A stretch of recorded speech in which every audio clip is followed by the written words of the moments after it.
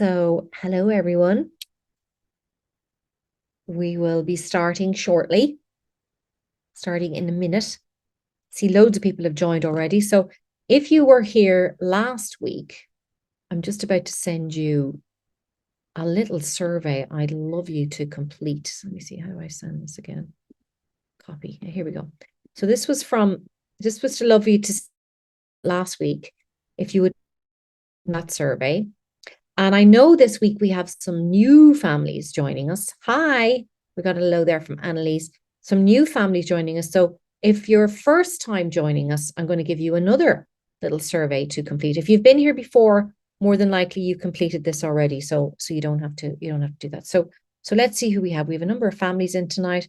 You can message myself and Dave. We see your messages through chat. But I can see you. I can't hear you. I can't hear anybody. The only thing is because this is a webinar, and that just means that you won't be disturbed by anybody else. So we felt last week, oh, look, we've got loads of people saying hello. So I'm going to call them out because I don't think everybody can see each other's chats tonight. So Dimitri and Denai, say hello from Dimitri and Denai. John says hi. Deirdre says hello from Davin. Oisin and Anya says hi. I can see you. Yeah, I can see you, Dimitri and Denai. So I can see your messages. I'm not sure you can see the messages, but that you don't have to worry about that. So I'm just going to get rid of this Otter AI because we don't need it. And But we can't hear them, right? yeah, we can't hear them, but we can hear, you can hear us, we can't hear you. All right. And the reason for that is that we want you to sit back and enjoy. If you have any questions, you'll see down the bottom, there's a Q&A there. Put your questions in there and everybody will see your questions and I will answer them. When Dave is talking away, I will answer them for you. We're actually in Cairo, very last minute. So since we last saw you, we hopped on a plane on Saturday. And Dave, why are we in Cairo? Tell them why we're in Cairo. Well, we're working on a project with some people we know, and we got invited to go and meet people at the Egyptian Space Agency. So Egypt has been doing a lot with satellites to help them manage their resources and to improve and manage, the resources and life in Egypt and all that good stuff. But they've also recently built a African space agency right next to the Egyptian space agency. And they're in the process of getting that ramped up and staffed. So now they're going to work closely to bring the benefits of space technology throughout Africa. So Yeah. So we that's what we're here. have the opportunity to go and see a lot of what they're doing. So it's been a lot of fun. Yeah, but Plus some other things that need yeah, to be we'll done. show you next week our videos. We went to the Egyptian Museum today. Oh, I saw mummies. We saw mummies. We saw sarcophagus. We'll do a little piece on it next week. It was incredible. And tomorrow we're going to see the pyramids before we go home. So if anybody else has seen has been to Egypt or anything, we can talk about that later. But anyway, this is all about rockets. And by the end of this session, all the families that join us every week, we're all going to build our own rockets, and we're going to have a rocket launch. Hello, Kieran in Drogheda, and all of this is about trying to understand rockets because they are just absolutely beautiful. So I have some videos of different places that myself and Dave visited that are all to do with rockets, and Dave has some slides about how to understand what rockets are. So keep your questions coming. You see them there in the Q&A section. If this is your first time joining us, I'm going to send this again. You can fill out this survey because we want to know where you're at. And then if you were here last week, we want you to fill out this survey, which I'm going to put in the chat now. I'm going to copy it. And then I'm going to give you a little quiz in a while as well, just to keep you going. Okay, Dave, do you want to go through what we did last week, or will I show them a video first? What's the No, best thing no. to do? So yeah, I'm going to switch over here and share. Okay. And let me know And when then you see it. I'll tell you when I can see it. Okay, it says David has started screen sharing. Double click. There you go. Yeah, it says from rocket engines to rockets. Rocket engines to rockets. Yep. All right, so let's try this here. So first off, we're going to start with a little review of what we talked about last week. So the rest of this hopefully will make sense. Remember last week we talked about how Yeah. basically a rocket works. You have an example is you have a balloon that you blow up, and then when you're holding it where you blow it up, the little thin neck, if you will, and you let go, the air that was in the balloon gets squeezed out that hole, and the balloon shoots the other way and goes flying around. Well, the same principle works for a rocket. We've got a rocket on the left side here, and we generate hot gases that come shooting out that nozzle at the bottom. And when it comes out the bottom, it pushes it forward up into the air. It's as simple as that. Yeah. It's kind of like a car, except it goes in the air. A car goes sideways and rockets go up. Yep, goes up. And we'll talk about why they go up in just a minute as well. So if you remember from last week, here's one of these big old rocket engines. In fact, this is, if I remember right, the biggest in the world. This is part of the Saturn V. We'll talk a little more about it. But over here, you see the balloon with the green arrows showing pressure inside. It's holding it out taut. Well, when we let go, that pressure is going to squeeze out the nozzle and push the balloon forward. But the balloon is going to run out of pressure very quickly as the air comes out. So a rocket engine, you've got this chamber up here, that rectangular box. You've got stuff feeding into it from a fuel tank and from an oxygen tank. And it's burned here, creating lots and lots of gas. It's essentially like a balloon, only it resupplies the gas. So it keeps producing gas that pushes out and keeps the rocket going. That's very much how a liquid rocket engine works. So it's like a kind of a controlled explosion or a fire, It's a controlled burn, yeah. It's a like a controlled fire. burn, Like like you a have a fire. fire in your house and you add fuel, whether it's coal or wood or I don't know, briquettes. It's the same thing. So, but you need oxygen. So if we didn't have oxygen in our atmosphere, we wouldn't be able to burn a fire. So you're, So, yeah, by comparison, we do something similar in a car engine. We don't have a chance to, we don't have diagrams to talk it here, but in a car engine, you have pistons that go up and down. And what happens when the piston goes up, when it goes down, it pulls in fuel and it pulls in air from the atmosphere. Then the piston comes up and compresses it, which is important, and then it lights that. When it burns, it creates a lot of gas, more gas, creates a lot more pressure. And it's that pressure, like the pressure in the balloon, it pushes the piston down. And that energy of pushing the piston down helps drive this crankshaft, which then goes to drive the wheels of the car. yeah, So the way it propels the car forward is a little different, but it's using the same principles. yeah. So It's John has a using question. John has a question just about that picture. And we have more pictures like it. He's just saying, how big is that rocket engine? that, I'm guessing, is like, let's call that good 3 meters tall. Does that sound about right? Yeah, I'd say, well, no, because you're nearly 2 meters. That looks about 4 or 5 meters tall. I'm nearly 2 meters. Yeah, but just the nozzle Okay, part so itself it's is about about 4 meters. Let's say it's tall. about 4 meters, 4.5 meters. 4 meters, yeah. And that comes from the Saturn V. So Spectrum we're going to five. have movies coming up where Dave and I got to check out one of the Saturn V that never went to the moon and is actually at Johnson Space Center. And you can see it up close. Because I think when we talk about rockets, I think it's really good to see them. Yes, it is very big, Dimitri, very big indeed. You And just that in the we'll question. we'll try and explain why it's so big as we get further through Yeah. these charts here. Okay. All right, moving on. Again, here's a picture we showed last time. So number one is the fuel tank. So you have liquid fuel here. Two, since we're not getting oxygen from the air because we're going to be flying out of the air, we have to bring our oxygen with us, and that's what's in number two. Because nothing burns without oxygen, right? The Yep. reason why we can have fires on Earth is because there is oxygen in our air. So if you tried to light a fire on Mars outside, it'd be pretty hard, wouldn't it? Yes, because there's just not very much oxygen and not very much atmosphere.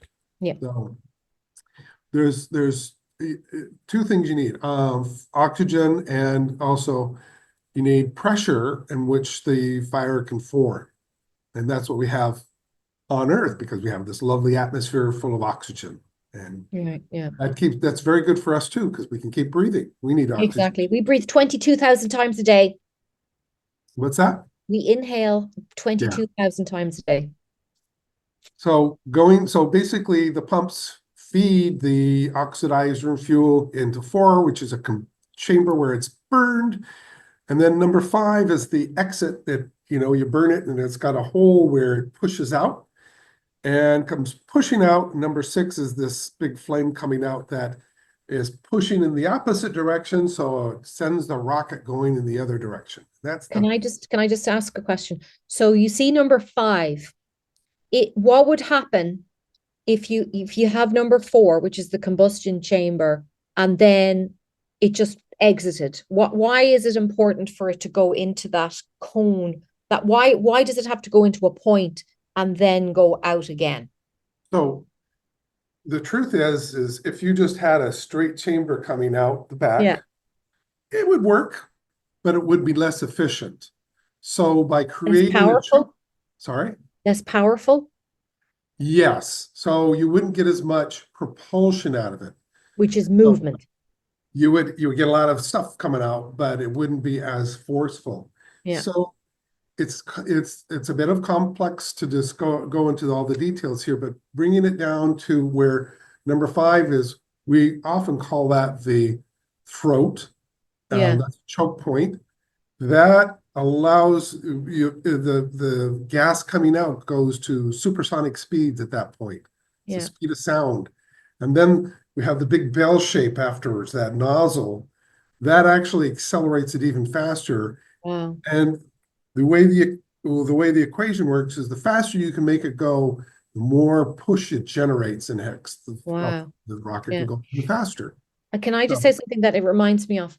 If anybody's ever been to like a public event and we've all had a great time, maybe in the park or something, or maybe it's a concert, or maybe it's some sort of festival, and then it's time to go home, and everybody decides to go home at the same time, but there's only one gate.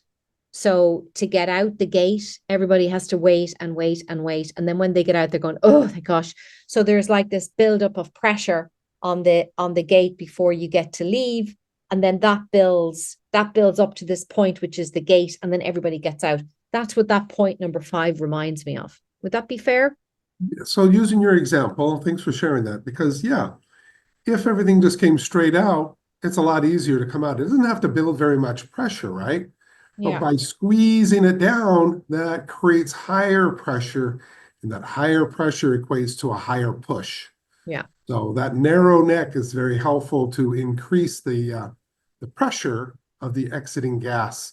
That gives you And are most rockets have this design, Dave? yeah. So we're going to talk about another one that's a little different, but it's another very important one. In fact, it's the first kind of rocket we created in history. Hmm. So let's talk a little bit about the history, which would be my next slide. Will we show a movie first of the big engine, the Saturn V, or do you want me to, when do you want me to show you the movies? When will I show you the We'll movie? show that when we get back to the Saturn V. Okay, Sarah has We're raised going her to come, hand. hold that thought. We're going to come back around to it, but I'm going to Okay, send it all just right. a few more slides first, All right. because we promised to tell them a little bit about the history. Okay, Sarah has a very quick question. Yeah. Why in your diagram are one, two, four, and five all blue, but three is black in the text? She wants to know. So you see the way you've got them like light blue that says Oh, right, right, blue. right. So explain that to Sarah. Well, it's just simple, Sarah. I actually copied this from another site because I like the graphic, and that was a link to another page that describes what liquid fuel is, what liquid oxidizer is. So I should have cleaned that up. Thanks for catching it, and I should clean Yeah, that up everybody, because if people are listening, Dave, people are I listening. know. Brilliant question, Sarah, and keep those questions coming. Okay, next slide, Dave. I won't play Okay, my videos next. I'm dying to play my videos, but I won't play them. I know you are. I know Oh, you are. Deirdre So has, yeah. here we are, rocket history. So Yeah. When did rocketry start? Well, it actually started in China. The first recorded application of a rocket was back in 1232 by the Chinese. So the Chinese, as you probably have heard, invented gunpowder. When they started playing around with gunpowder, they packed it into like bamboo tubes and they would throw it in the fire and it would boom, it would make a big noise. And they kind of did that for festivals and things. But they found out if you left a hole in one end of that, when that powder would ignite, that piece of bamboo would go flying in the opposite direction. They thought, aha, what if we strap it to like a big arrow? And that's what they did here. And so they would shoot these things up with the Mongols, sorry, the Mongols. And of course, it probably scared the daylights out of them because they'd never seen anything like that before. These loud, noisy things shooting and hurtling these spears at them at a big distance. So that's kind of considered by many to be the first application of a rocket. This rocket is called a solid rocket because it has like gunpowder in there. It doesn't have these liquids that we talk about. So, And can I just ask you something? yeah, You know, like the bangers that we have for Halloween, do they have gunpowder in them? You know, like the little pieces of paper that you just smack on the ground. it's actually not gunpowder. It is another chemical. I don't remember the name of it, but it's sensitive to impact. So Oh, it right. has Okay. little grains, kind of like little grains of sand, and it's got a coating in there. So when you hit it, it's that percussion that the grains hitting against each other causes that friction and it makes that poppy sound. Oh, so that's not a rocket? No, that's not a rocket. It's just something that goes bang when you hit it. Okay. So I Now a asked that question because, firecracker, you know how a yeah. firecracker is, right? Well, it's like one of these, only it's closed at both ends. So when that gunpowder lights, it builds pressure until the paper holding it together bursts because it's more pressure than it can hold. And that's what causes the popping sound, the crackle you hear. Now we have a thing we call bottle rockets, what I show here. This is what I grew up with, but Niamh tells me you don't have them necessarily in Ireland. But Well, it's just, let me just quickly. Nathan wants to know what is the smallest rocket ever made. So I guess fireworks are the kind of the smallest rocket ever made. I say these things are really the smaller ones. And that's just about it's about what if you can say they're about this long. So you have about the size of a firecracker, and then you put a stick on it, right? Yeah, That's and that's a probably rocket. 6 inches long. The stick just gives it stability, right? It's like an arrow, you have the back of the arrow with the fins. Well, the Yeah. stick is kind of like that. It gives it stability so it goes in a Mhm. straight line. Otherwise, it would whip around like a balloon does, right? Okay. All right. Keep the Anyway, questions coming. Great questions, guys. Yeah. so these things, you can see a picture of these. They come in a little package like that, and you got the little fuse, and you light the fuse, and it starts burning from the bottom end, and it just goes shooting up, and then pow, when it goes up, it's like fireworks work this exact way. So those are bigger versions of these things. And but they look to me when I looked at these Chinese things, it's like, it reminds me of when I was a kid. We would shoot these in this air and have fun with them. And and really for all this time since, most solid rockets have been used for both either the military applications, and you can see pictures of them over here. Here's a rocket being launched from a vehicle, one shooting off a ship, coming off an airplane, and here's some soldiers shooting one. They still use rockets today.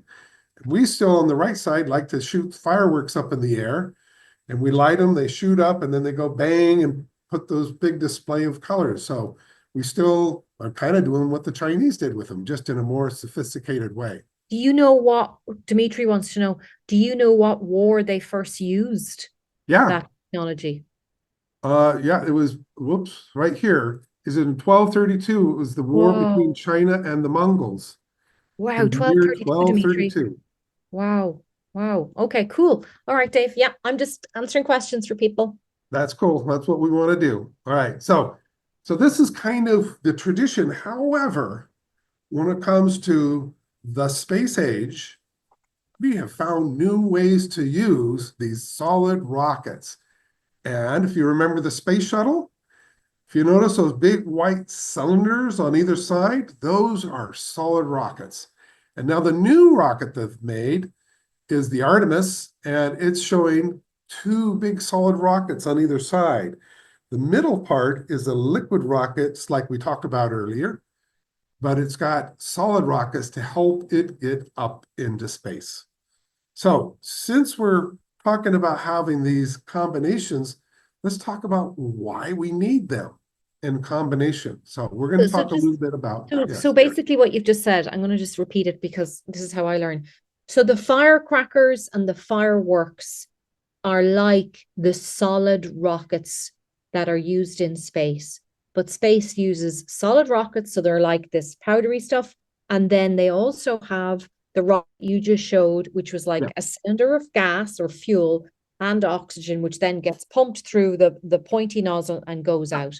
And Kind of like into a piston engine of a yeah, car, except for instead of a piston, it has a nozzle. And that yeah, hot gas shoots out the nozzle. And we continue to feed it in and make it to shoot out the nozzle. yeah. But let me show you a diagram of what these rockets look like so you can see how they work, because it's not black powder we use in these. We use a different kind of fuel. So here's a picture of one of those solid rocket motors that we saw on the Space Shuttle or Artemis. So they're the ones on the side. Yep. Yeah, And these underlying sections are just because this linked to yeah. another page, but we don't need those links, so I'm going to ignore them. So inside here, this is just a big tube, right? This is a big metal A tube. can. And this material inside is showing kind of a purple Yeah. and a kind of a black. Mm-hmm. That's actually it's a solid fuel and a solid oxidizer mixed together, poured in there, and then it sets. It makes it like what I remember when I work with this is it has the consistency of the top of a pencil. So you use that to erase it. That's kind of what it's like. It's got that kind of consistency like an eraser. Okay. So in the middle here, if you think of this tube, it's filled with this, except for in the very middle, they plug it up. And when they fill it and it sets and becomes a solid, they pull the plug out and it leaves a big hole right down the center, like through here. Then at number two, when they're ready to use the rocket and to launch, they have an igniter that shoots a big flame all the way down the rocket to light the fuel and get it to start to burn.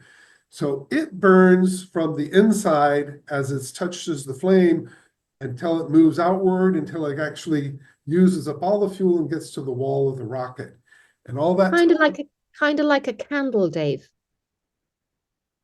it's kind of, yeah, it's kind of like a candle that burns from the inside out, though. Yeah, yeah. Like it's like a candle that you burn it from the bottom and then it goes all the way to the Yeah, but the flame is created all along here. Instead of like a candle that's burned on just the wick, yeah, it's it goes all actually the way burns through through. the middle of it. Yeah. And the stuff So you're saying that you're saying that the fuel oxidizer mixer, it feels an eraser like the a rubber like that we would use to rub out our pencil yep, markings. it Like feels that. like that. It feels kind of rubbery and sort of Yep. stiff. Huh.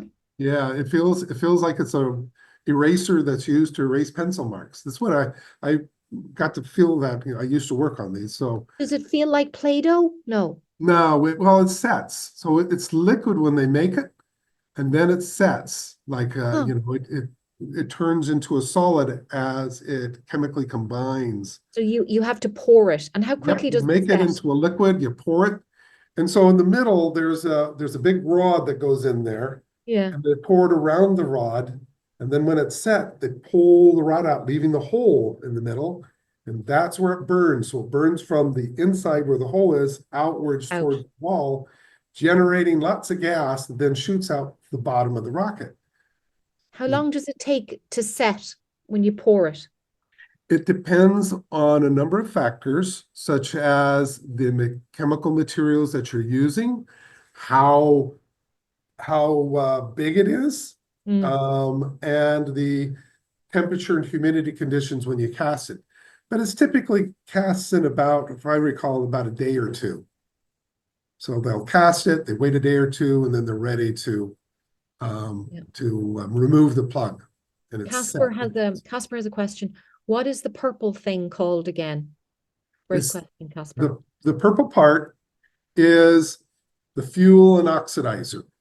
So just explain again what oxidizer is, because that's a word that most people don't know. Yeah, the oxidizer just means it's a chemical that when it burns, it produces lots of oxygen that then the fuel burns with. So when we light a fire, the wood, for example, is the fuel, and it's pulling oxygen from the air and combining with that parts of that fuel, and that burns, creating the heat.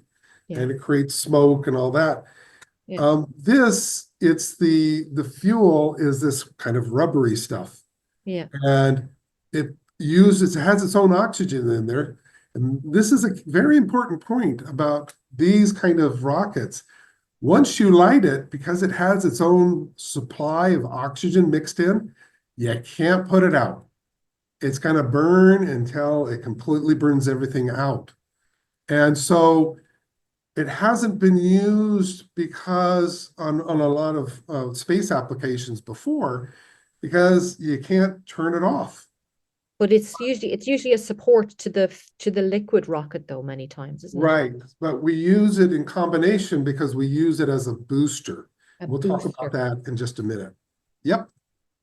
Okay, so this hopefully gives you, if you looked at the end, if I took the nozzle off the end just to look at the fuel that's in there, it kind of looks like a donut.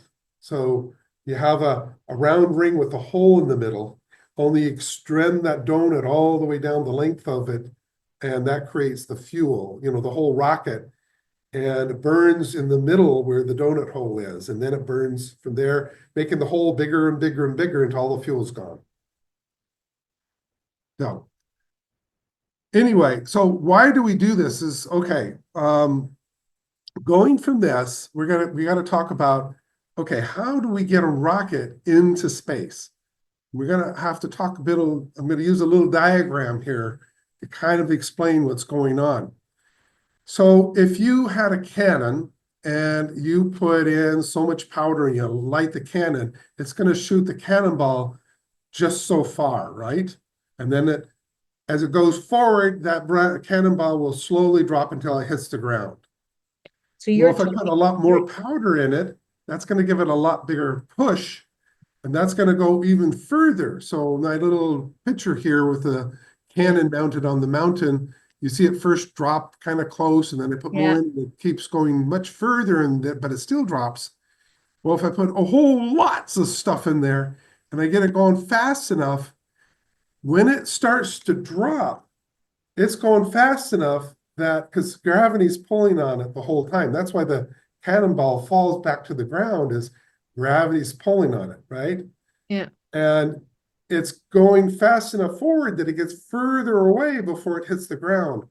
Well, if I get enough energy in there, it's going to go so fast that as gravity pulls it, it's actually going to, it's moving so fast that the Earth is round, it's going to keep missing the Earth as it goes around and gets to another point, and then the gravity continues to pull on it.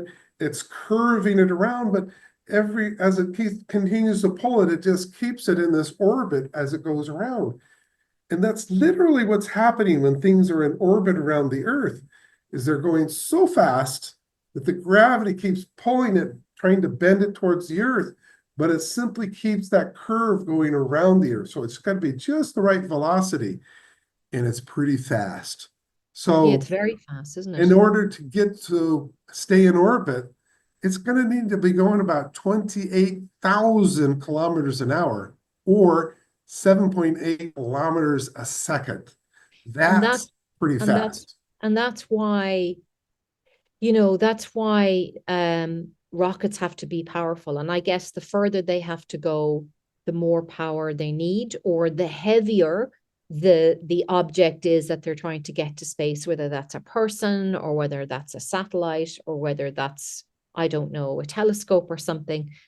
The engineers sit at home and they do their calculations, and they say, in order for this rocket to be able to orbit Earth, it in order for it to meet its 28,000 kilometers, because this is so heavy, we have to design a rocket that's going to give this heavy thing enough power to go that fast.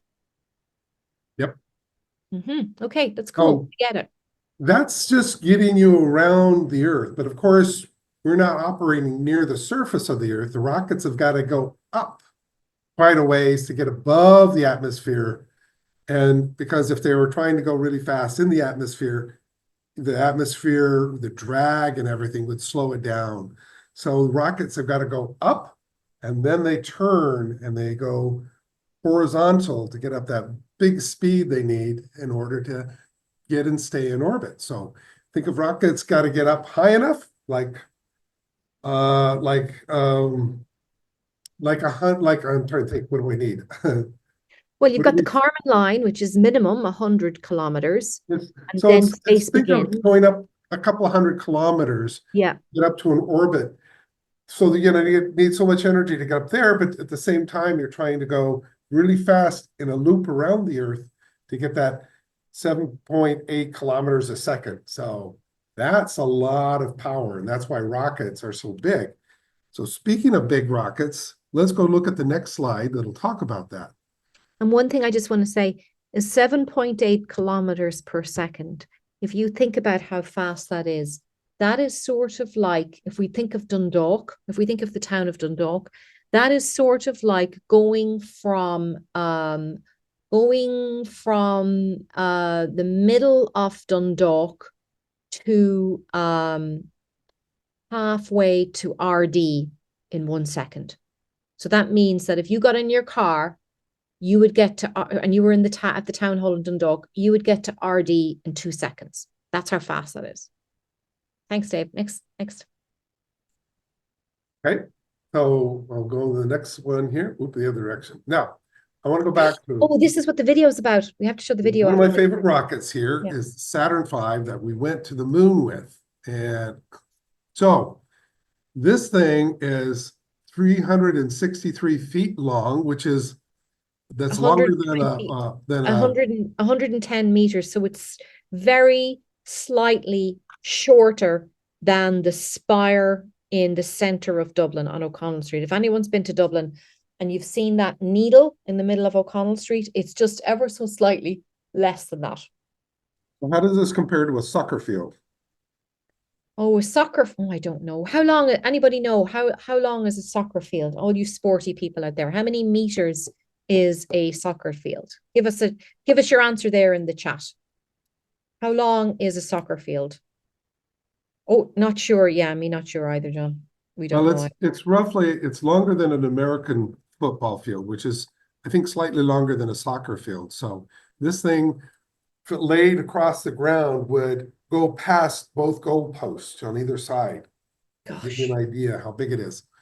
So what we have here is, in order to get this huge thing into space, they figured out the best way to do that is to stack several rockets on top of each other. So this first part, they call it the first stage.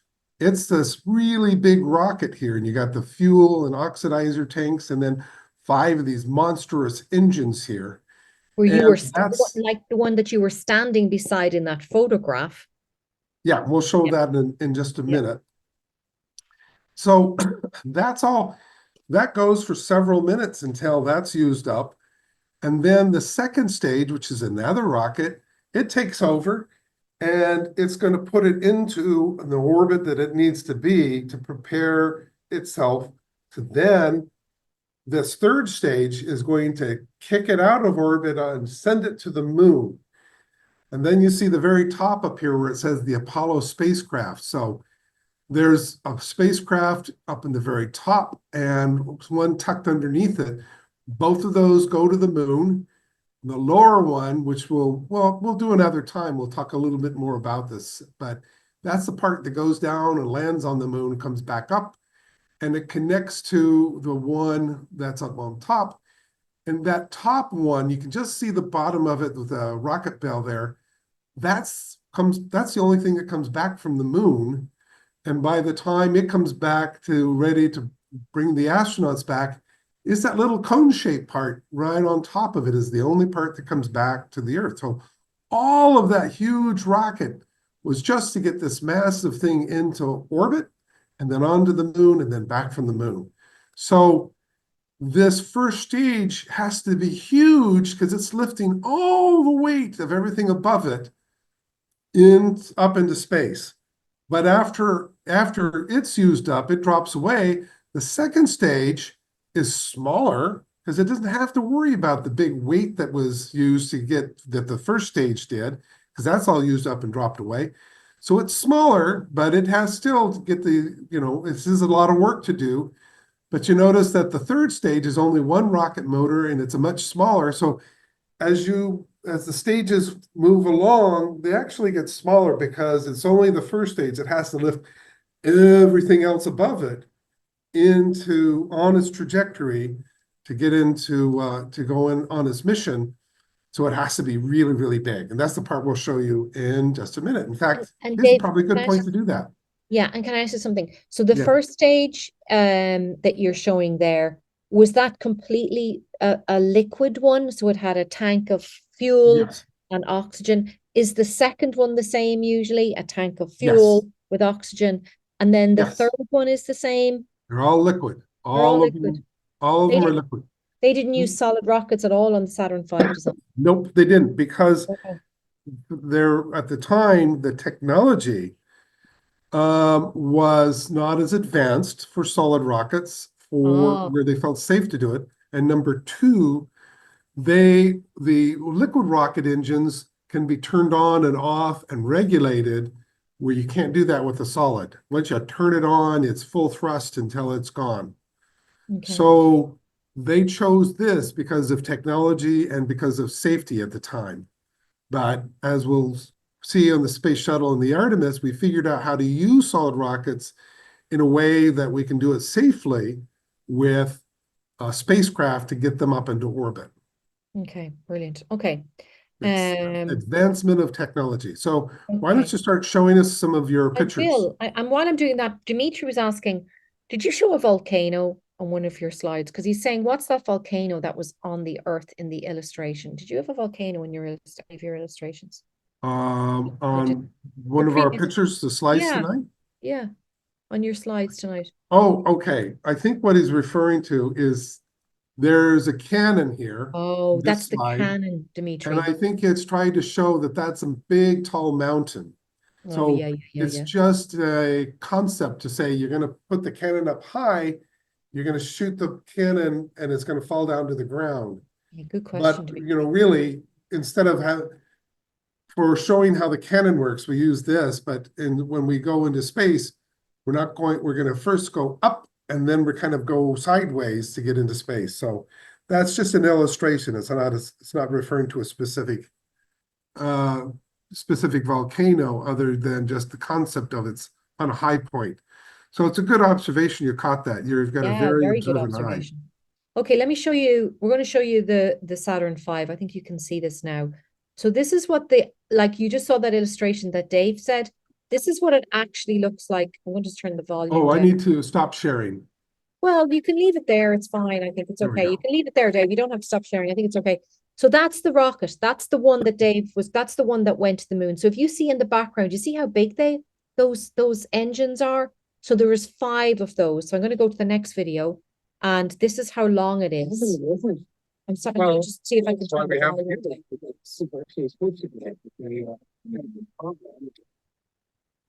So this other one, Dave is going to show you the top part of the rocket. And while this is going on, I don't know how loud this is. I think I asked to turn the volume down on it. If anytime during the launch process, even while it's on the That's the small bit. got to get them out of there like a very, very fast. Can you hear the audio on that, Dave?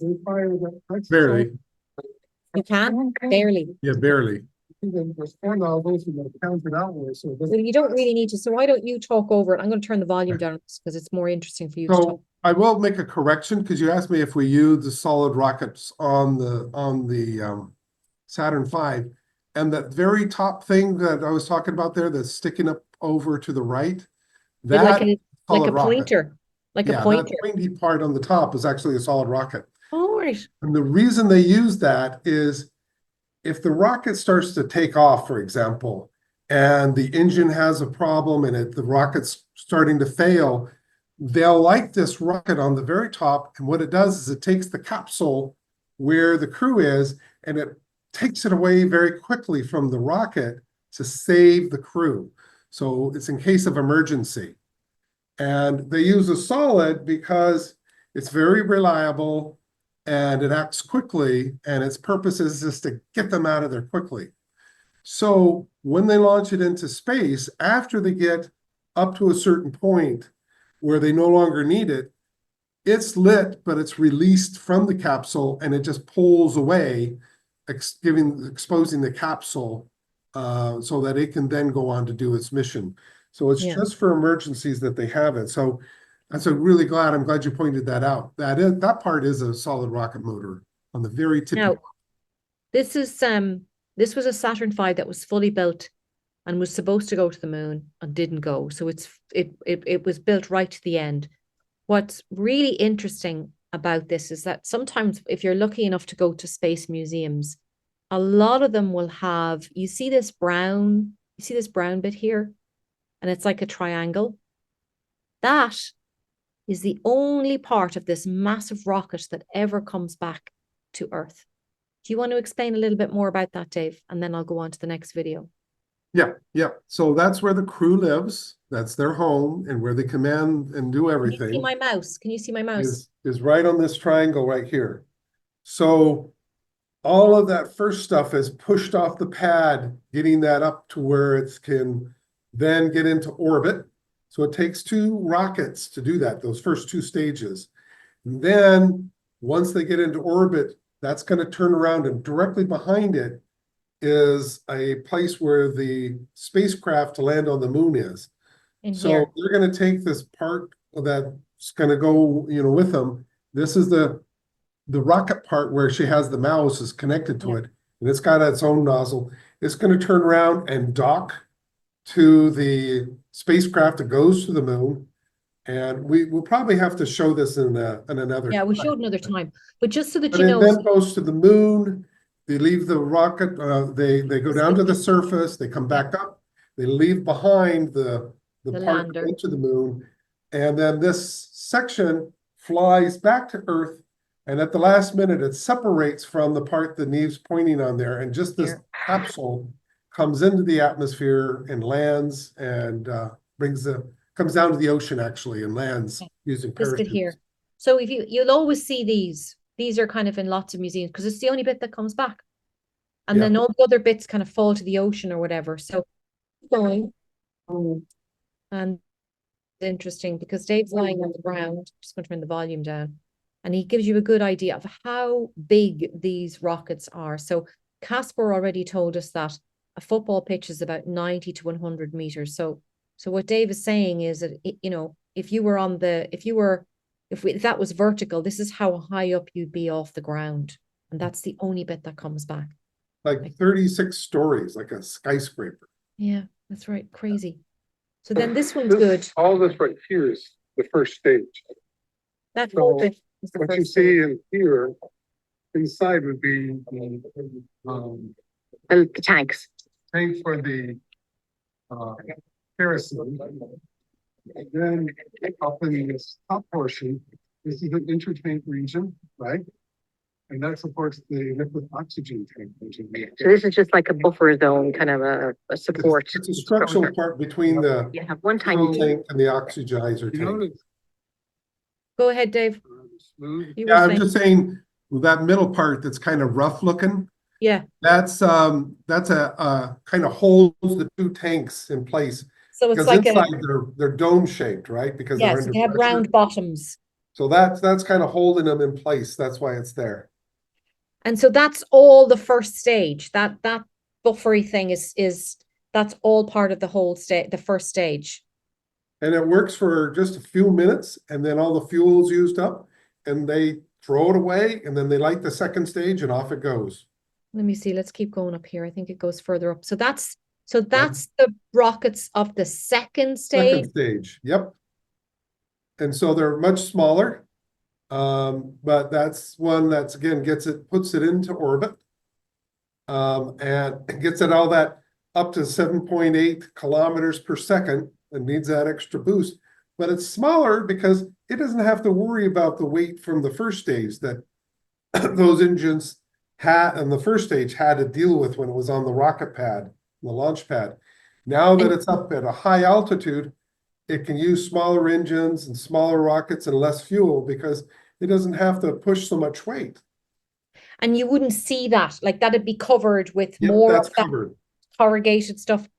And like what I can't get over is if everybody looks at that, the amount of lines there and all the wires and then all the cables and everything like that. Like I can't get over how many people it requires to build even one of those rockets. And then you've got this thing that's 120 meters high and it's on its way to space. Do you know what I mean? Like I always think when I look at these big structures, that's the thing that kind of blows me away. So then we keep walking, we go all the way up. I'm just fast forwarding because now we go to the top part and there's only one engine in the top part, Dave. Yep.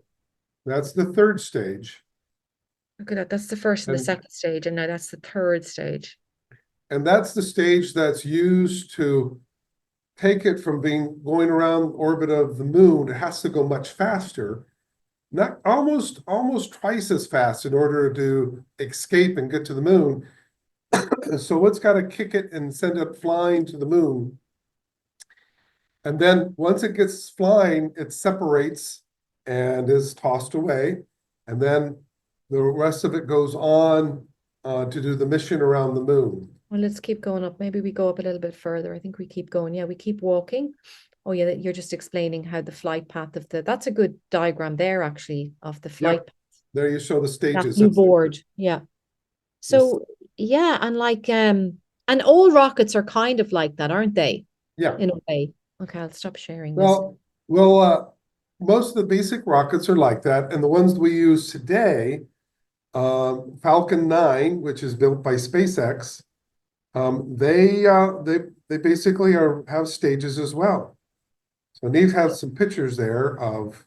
Well, I'm going to show you this. Let's just tell us what this is that we're looking at now, because we visited SpaceX. So they make smaller rockets, but this is the launch pad. So the most important thing I want to show you in this is what this thing, it kind of looks like a donut and then it has legs. So it looks like a really badly made table. What is this? Okay.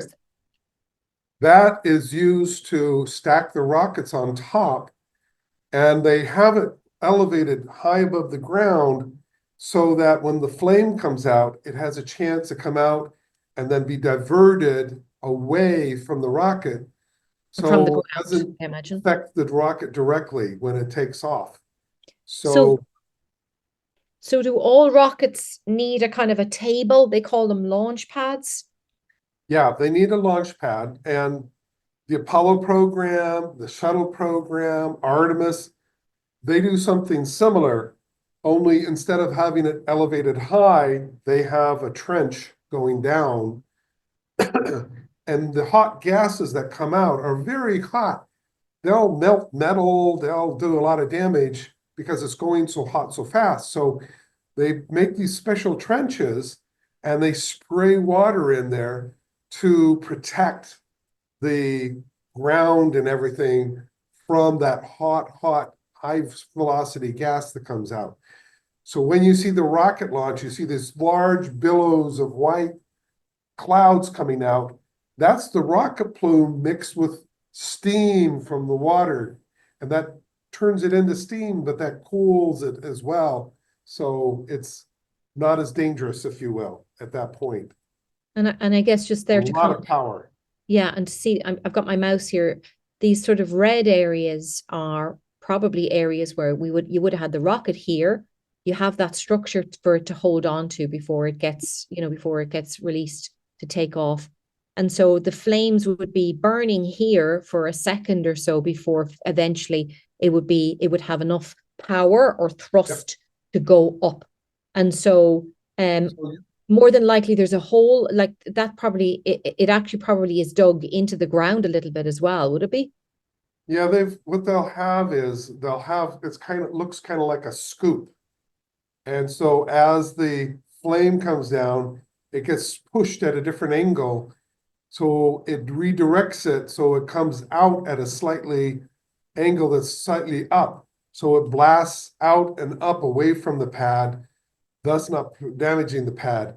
But on the inside, those legs have to have a special coating to protect it from the hot heat, and plus they'll cool them with water as well. Yeah. Um, Wow. Yeah. So this is SpaceX in Texas. So here in the left, this is where the offices are and where they actually build the rockets. And then this is the launch pad, which is probably about a mile or so away by the beach, just so you know. So it probably might be no harm to end with you talking about a launch. So I'm learning so much. This is great. Thank you, Nathan. People are enjoying this. So somebody says, Esther says, also, a little fun fact about the LEM and the CSM. So that's the lunar module and the command module, LEMS, CSM, yeah. Most, if not all of them used on the Apollo missions were named by the crew. That's right. They were like, it was Snoopy and Peanuts was one of them. Nathan says, I'm learning so much. Thank you, Nathan. That's really good. That's what this is all about. And let's see, do we have any questions? We have one question. Casper wants to know, what's Newton's mountain? Did you say Newton's mountain or something, Dave? Oh, the Sorry? mountain. Yeah, Newton, Casper, what Dave was talking about Newton's mountain was that they had a kind of a pretend mountain on that drawing of Earth, and then they had a cannon on top of the mountain, and it was just to show you what happens if you had a cannon and it was up really high, and it's to show you like how fast you need to go to be able to orbit Earth. That's probably what I hope that answers your question. Yeah. I was thinking one last video before we finish, and the questions are coming, which is great. I want to share a YouTube video of a launch that I watched. I'm just going to line it up here. I'm not sharing yet. Do you want to put one of your slides up there, Dave, while I pull up this YouTube? Yeah, I'll pull the Apollo slide back up again. Yeah, put that and and then I put up can- that Earth one as well, so you can explain to Casper what you Yeah. mean by that mountain. Okay, so we were talking about, if you look at the diagram over on the left side, there's the big first stage, second stage, third stage. And then above the third stage, you see this little compartment. It's kind of like a cone shape. That's the lunar lander module in there. And it is comprised of two parts. There's a part that lands the spacecraft on the surface of the moon. And then there's a part on top of that where the crew is. And that, when they're finished operating on the moon, that takes off and flies back up into orbit and will connect up with the part that's orbiting in space. So above there, at the very top, there's this little pointy part called the launch escape system. That goes away. And then there's the command module, which is that triangular section that we were talking about. It's where the astronauts are. And then below that is the service module, which has fuel tanks and they bring oxygen and batteries and stuff to keep the spacecraft going. Yeah. And then there's also below that, you see a rocket nozzle. So Yeah. when this goes to the moon, this service module and command module stay in orbit around the moon. The lunar module goes down to the surface. The astronauts do their thing, get back in, and then the top part comes back up, connects up with the command module, and the astronauts transfer over, and they let go that rest of the lunar module. And then the engine on the on the command module, that's used to send it back to Earth. And then when it gets to Earth, it's going to separate, and just that triangular section actually comes into the atmosphere, slows down, and then with parachutes, descends and lands on the water. That's all that's left is just the command module. Everything else is lost and thrown away in order to go to the moon and come back. So that's the challenge with rockets, is it takes a lot to get all this up there. And then when they come back, they don't have a whole lot left, but that's how they did the Apollo missions. Yeah, You it's ready? amazing. Yeah, so I'm going to share now, just as you were talking there, what I want to show them And I think we should do a whole thing on the moon, but I'm going to Yeah, just show I first think so. some of the pictures that you were just talking about. So that's what Dave's talking about, is the lunar module. So that would have been packed into that chubby piece before we got to the triangular piece. And then some of that remains on the moon. The legs remain on the moon, and then the actual module itself, then with the people in it, they go back up and meet up with the main part of the spacecraft. And then when we say the only piece that comes back is the triangular piece, we want to show you this is the piece that came back from Apollo 11, and they called it a splashdown. And whenever they say a splashdown, they mean it's a landing in the ocean as opposed to a landing on Earth. And how they do that, or there's different mechanisms to do that. We should do a whole thing about landers. But you see the triangular shape? So if you are lucky enough to go to any space museum and you see one of these conical shaped ones, this is what humans come back in. This is what humans come back in. And it's the same design for Russian, the Soyuz spacecraft. They use a kind of a conical one.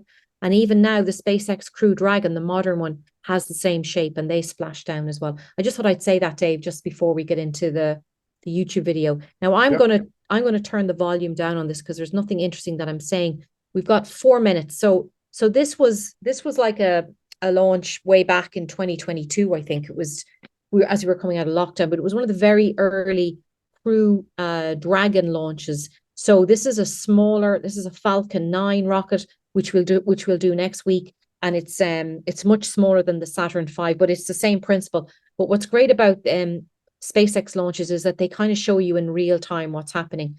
So this is the top of it there. And why is it all gassy like that, Dave? What's that? What's all those? Okay, what you're why, seeing is yeah, why it's all gassy is yeah, that's down in Florida where it's hot and humid, and they use cryogenics. That means they take frozen gas. oxygen out of the air and they make it so cold Oh, that it's a liquid, and oh, that here we go. chills the air. Now the rocket's igniting. Rockets igniting. So now the bottom part of the legs that we saw, the table. So now that's full of the explosion is happening right down there. And so it's all going down under the ground, right? Yep, it's going down into the launch. It's like a trench. Yeah. And so that goes down, and they actually, so they have a lot of water that they spray in, and that does help do two things. One, of course, it keeps it cool so nothing gets melted and damaged, but it also helps suppress the noise, because that noise, that energy is so powerful that it can shake and damage things, Yeah. and it's Yeah. really, really loud. By suppressing it, it protects things from being damaged from the noise and from the Yeah. heat. When I was at the launch, like the next one after this I attended, it was exactly the same. By the time they got into space, they got fast enough. When it all died down, the amount of car alarms that were going off that were triggered by the noise. So now the whole screen. So just take us through what's happening, Dave. Okay, so you see the launch, there's the big flame coming out, it's pushing the rocket up, it's pushing it away from the launch pad. And as it goes up, it's using up fuel and oxidizer, so it's constantly reducing its weight. That means it can go faster and faster and faster because it's getting lighter and lighter. And so it keeps accelerating, going faster. So it's not just going, out there like 200 miles or 200 kilometers an hour. It's going faster, faster, faster, because it really needs to get going fast, like I said. So as it gets lighter and lighter, that rate that it goes faster increases, because it doesn't have to push against so much weight Yeah. to So then move it it goes up. forward. What's great about watching a launch from SpaceX is they kind of bring you into the interior. So now you can see the engines on the bottom of their spacecraft. All of those circles are different engines or different rockets, right, Dave? Yep, yep. Each of those are the end of an engine With the in gas a coming out. cluster of engines. Yep. Yeah, And that's and, amazing. and so that's looking at it through it's kind of like a telescope, because it's up very high. Yeah. And so then after about 2 minutes, it kind of empties, doesn't it? The first stage usually empties after about 2 minutes. So this is a view from the bottom of the second stage, looking down on that first stage Yep, as it starts to burn out, right? yep. And then it'll drop away and then it'll light and keep it going and putting it into orbit. So now watch. So this is the bottom of the second stage, a camera, and it's about to separate. The first stage is empty and they're about to kind of just detach. And it's always around about after about 2.5 minutes, isn't it, Dave? There you go. Look. Typically, yep. So now you have the separation. And And so that this is that's a the engine sticking out there and it's lighting this for the second and stage. burning. And then this engine happens, you'll see it start to get red hot. Yeah. Right, the engine burns.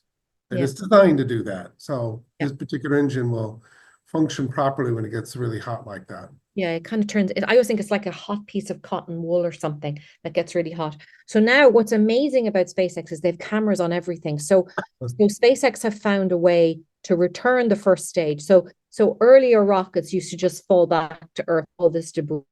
But this one, you have on the left-hand side, you've got the first stage of the rocket returning to Earth. And then at the same time, the second stage is still burning. So the astronauts are still on top of that second stage rocket on the right-hand side. But meanwhile, the first stage rocket is returning to Earth. And when you watch a SpaceX launch, it's really exciting because you can see that. I'm just going to fast forward a little bit because it's usually after about 8 minutes or so that. So now you can see a view of the astronauts. They're happy. They're not even moving. See, they don't even feel it. They say a lot of them is just like being in a car ride. Now they've got so good at it. So now if you look at I'm coming up at 54. Now, if you look at, I'll just go back a little bit so we can see that come in. So on the left-hand side, you have the first stage. It's approaching Earth. And you see that big flash. What was that, Dave? Why is there a big flash on the left-hand side? What's happening? I believe, if I'm not mistaken, that's the first stage, reigniting engines as it's falling back down to slow it down so that it can land. And it actually has legs that are up against the side of it. And as it comes down, just before it touches down, you'll see the legs pop down to stop it. Yeah, it's like a tripod legs. They're quite basic. And then you have these grid fins and they can it's kind of like a penguin, isn't it? They can kind of move from side to side. So this is getting very close to hitting the ground, basically. And so why SpaceX launches are so exciting is that you've got so much to look at. When you like space, usually you know the rocket takes off and that's it. It's beautiful. You hear it, but nothing else. But with SpaceX, you've got all these different moments to wait for, you know. And so let's see when the second stage actually or the first stage actually lands back on Earth. So there you go. I'm just going to go back here for a little bit. So now the second stage is about to approach Earth. And now the first stage, is about to approach Earth. It's getting there very close. And the second stage rocket now has burnt out. So they're about to separate. So the capsule that has the astronauts in it. So this is the first stage returning to Earth, which is incredible. Like that was once full of fuel. And now it's just like coming back home. Like, okay, that blanked out, which is pretty normal. So the second stage now has burnt out because it's 9:40. So usually after about 8 minutes, this burns. And so now all that happens is that the crew, the capsule with the crew in it, separates from that rocket, right? And then they just start to go around Earth. So there's a comment there about why are we learning about this again? So what I would say is we actually learned about how a basic rocket motor works the first time. And then we leverage that to talk about how rocket motors are used to make a rocket work, and so that we can now use a rocket motor to get into space. So we first had to figure out how rocket motors work, and now we know, okay, here's how we use them to get into space. So it is a continuation, and it's just we couldn't cover everything in 1 hour. So yeah, and also though it's just that we're going into more detail, and so we talked about it with diagrams, and then we wanted to show you the video. So I hope you enjoyed it. It's 4 minutes. We've gone into 4 minutes extra time. I hope you enjoyed it. We'll be back next week. We'll probably go into the spacecrafts themselves the next week, maybe, Dave, and like landing on the moon. And again, we'll give you a little survey to fill in at the start of the next session, so you can tell us what you liked about this and what we could do better. But thank you everybody for coming. Don't forget, like after the end of this 6 weeks, we'll be meeting in person, because we will be giving you your own rocket for your own personal launch. Every family gets a rocket to launch, and then we'll get a slightly bigger one that we'll do a big launch together with. Okay. Lovely seeing you all, and we'll go back to Cairo now, and we'll look at pyramids in the morning, and we'll show you our videos from that. And have a great week, everyone. Thank you so much for all your great questions, and keep being curious. And we will indeed enjoy Cairo. But thank you everybody for joining us. Take care. Bye. Thank you. Have a great Bye, week. guys. Thanks for your Bye. questions. See you next week.